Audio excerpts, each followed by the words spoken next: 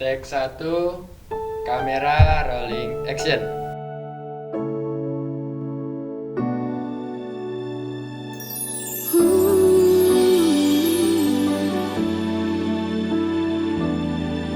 Yo, behind the scene. Kedua, Winda, kamera rolling action. Saat itu saya ingat benar, saya sedang mengalami morning sickness yang parah saat awal kehamilan anak yang kedua. Kurang lebih 3 bulan saya harus ada di rumah saja, ibadah di rumah saja secara online. Saya merasa ada sesuatu yang kurang karena tidak dapat pergi ke gereja beribadah di rumah Tuhan.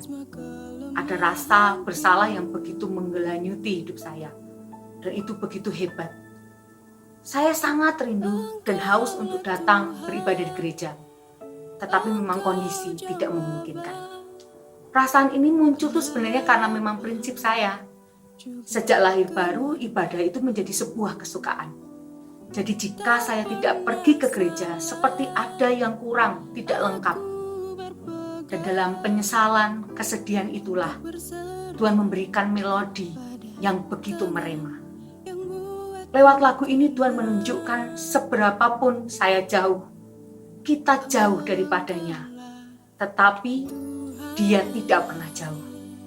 Dia selalu ada. Dia dengar seruan saya, dengar seruan kita, pinta kita. Dia tidak pernah mengabaikan kita, karena Dialah Tuhan. Seperti itulah Tuhan. Yang membuat saya tergerak untuk terlibat dalam proyek ini, personal saya rindu pengen bisa pelayanan bareng teman-teman JKIKK tiap minggu, tapi kayaknya tidak memungkinkan karena saya merantau.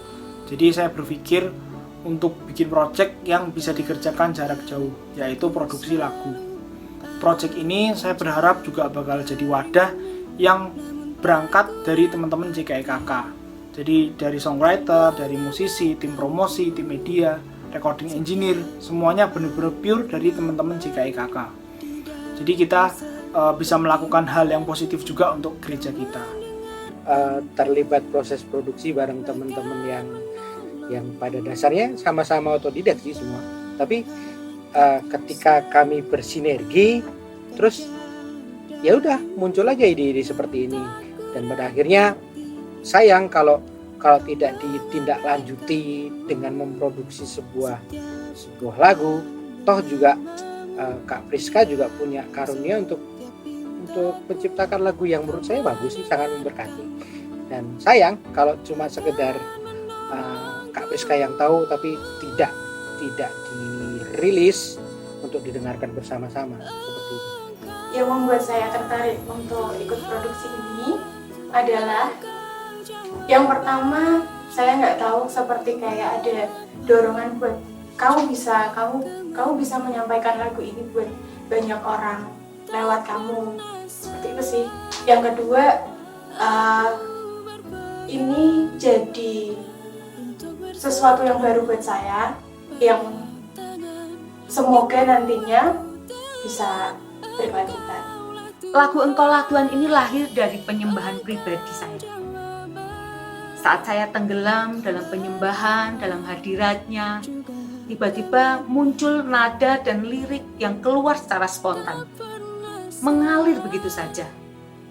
Namun yang berbeda adalah nada itu tidak hilang, terus terngiang, bahkan saya bisa menyanyikannya berulang-ulang. Akhirnya saya ambil handphone dan saya record. Seperti ini recording yang pertama. Yang saya ingat betul, saya record pada tanggal 25 Oktober 2020 pada pukul 14:27. Hanya bagian chorusnya saja. Setelah saya dengar recording yang saya buat sendiri, ada sebuah kesan yang begitu dalam hati saya. Kenapa saya tidak mencoba untuk meneruskan nada-nada yang diberikan Tuhan itu? Dan kemudian keesokan harinya, saya coba untuk menguliknya lagi, dan secara ajaib, saya yang tidak bisa main musik dengan baik, bisa menemukan bagian bridge-nya. Baru setelah itu, bagian verse, justru saya dapatkan yang paling terakhir. Jadi lagu ini selesai hanya dalam waktu 2 hari saja. Dan saya beri judul Engkaulah Tuhan. Karena hari itu Tuhan menunjukkan dirinya kepada saya dengan cara yang berbeda. Setelah jadi, orang pertama yang mendengarkan adalah suami saya. Dan saya sangat bersyukur memiliki suami yang begitu mensupport, banyak memberi ruang bagi saya untuk berkarya dalam bidang apa saja. Dan setelah mendengarnya, suami saya mengatakan, bagus lagunya. Dan itu cukup membuat saya memiliki kepercayaan diri. Kepercayaan diri saya tumbuh. Dan saya berkeinginan untuk memperdengarkan lagu ini lebih luas lagi kepada banyak orang. Dan pada waktu itu, saya juga meminta suami saya untuk menyerahkan lagu yang sudah saya record kepada seorang arranger yang saya kenal untuk diaransemen dan menjadi sebuah lagu yang layak untuk didengar. Tetapi dalam perjalanannya lagu ini belum sempat diaransemen karena harus ada biaya yang dikeluarkan untuk menjadikan sebuah lagu. Sedang kami pada waktu itu sedang dalam konsentrasi kebutuhan yang lain, sehingga membuat pembuatan lagu menjadi tertunda. Namun Tuhan membuka sebuah jalan yang tidak pernah saya duga. Tepat di hari ulang tahun pernikahan kami yang kedua, tepatnya tanggal 19 Januari 2021, Saudara Michael Rodovan menghubungi saya dan menyampaikan bahwa gereja kita sedang membuat sebuah proyek untuk memproduksi lagu atau theme song dalam bentuk mini album.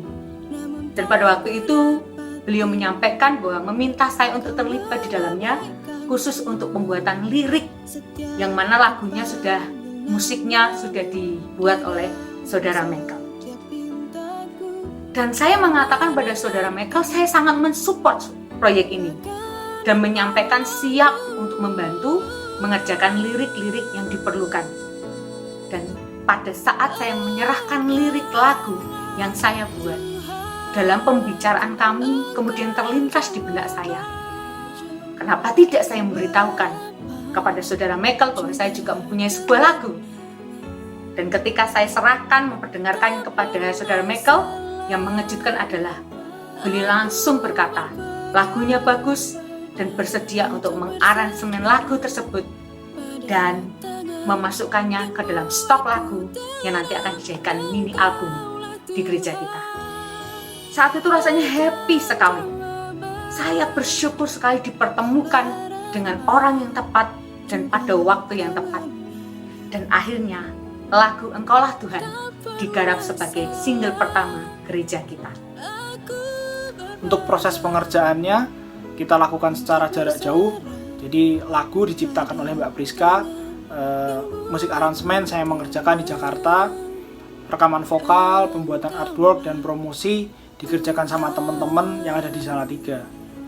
Sukanya dalam proses pengerjaan ini kita bisa fokus dengan tugas kita masing-masing. Jadi yang promosi, fokus promosi, musik, fokus musik. Jadi pekerjaannya lebih tertata.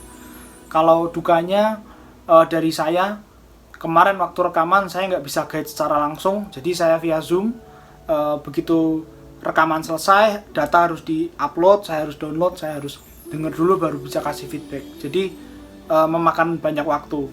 Dukanya itu otomatis pasti akan banyak waktu yang terpakai. Jadi waktu istirahat otomatis akan sedikit berkurang karena proses produksi ini.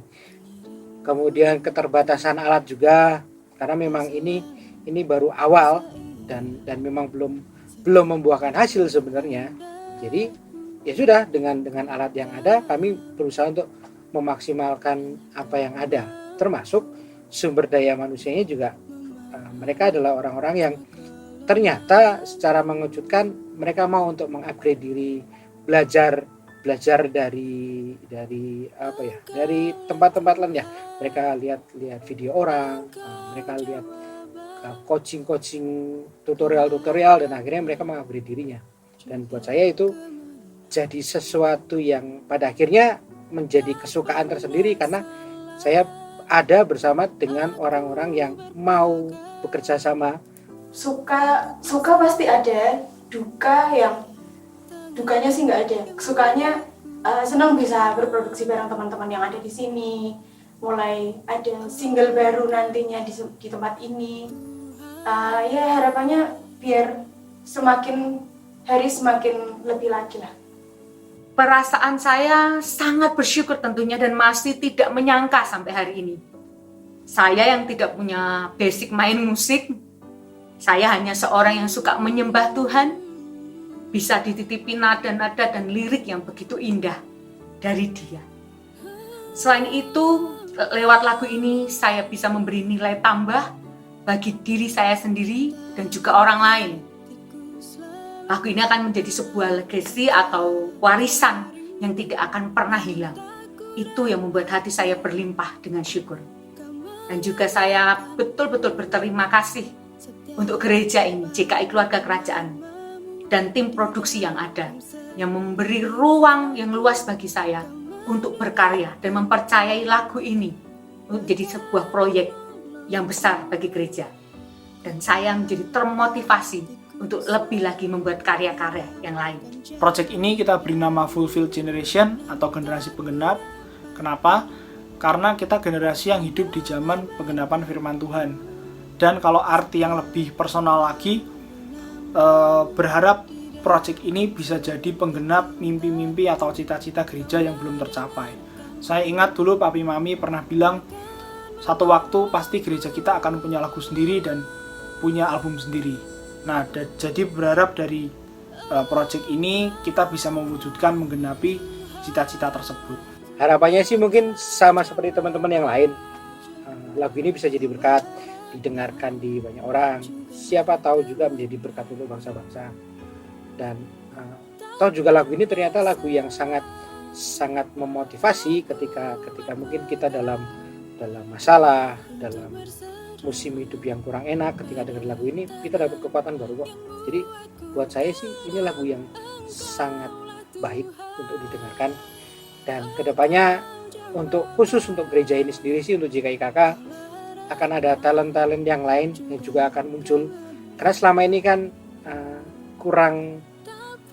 mungkin mereka kurang berani untuk berekspresi, dan saya harap ini jadi tempat yang bagus untuk mereka akhirnya mau menuangkan ekspresi mereka dan menjadi berkat bersama-sama. Terus apalagi ya paling itu sih. Dan kedepannya siapa tahu juga mungkin ada teman-teman yang lain yang mungkin di luar gereja pada akhirnya termotivasi juga untuk membuat hal yang sama, sehingga ketika semua rilis di digital platform, kita tidak akan jadi saingan, tapi harapan saya bahwa kita bisa menjadi berkat bersama-sama, terutama bagi bangsa Indonesia. Begitu. Harapannya biarkan lewat lagu ini banyak orang diberkati, dan jangan pernah berhenti berharap dengan Tuhan. Apapun masalahnya, apapun problemnya, semua pergumulannya, biar saudara semua serahkan sama Tuhan. Ingat bahwa Tuhan itu adalah sumber pengharapan kita. Harapan setelah lagu ini dirilis, yang pasti berharap lagu ini bisa jadi berkat, bisa jadi dampak yang baik di dalam gereja kita maupun di luar gereja.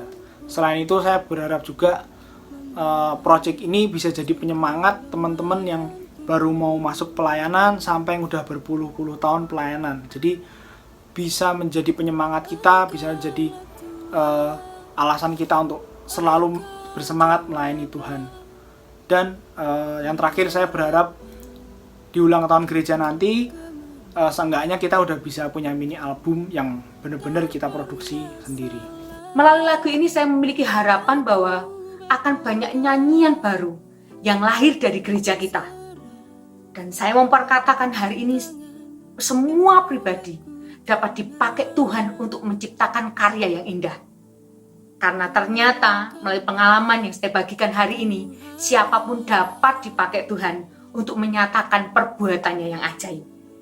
Banyak talenta-talenta, baik songwriter, arranger, pemusik, pemuji, tim produksi yang akan bermunculan, yang bergerak dalam bidang ini.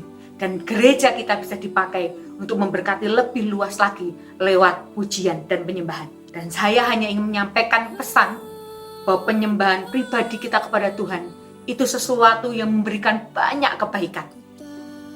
Pintu bisa dibukakan, berkat dapat dialirkan, kekuatan baru diberikan, pengharapan akan hari depan dinyatakan, mujizat dikerjakan, adanya banyak pewahyuan, dan masih banyak hal lagi yang akan terjadi ketika kita menyembah Tuhan. Karena itu, sukailah beribadah kepadanya dalam penyembahan, doa, merenungkan, dan melakukan firman, sampai terjadi sebuah pengenalan yang dalam akan Tuhan. Sampai kita dapat berkata, ya benar, Engkaulah Tuhan.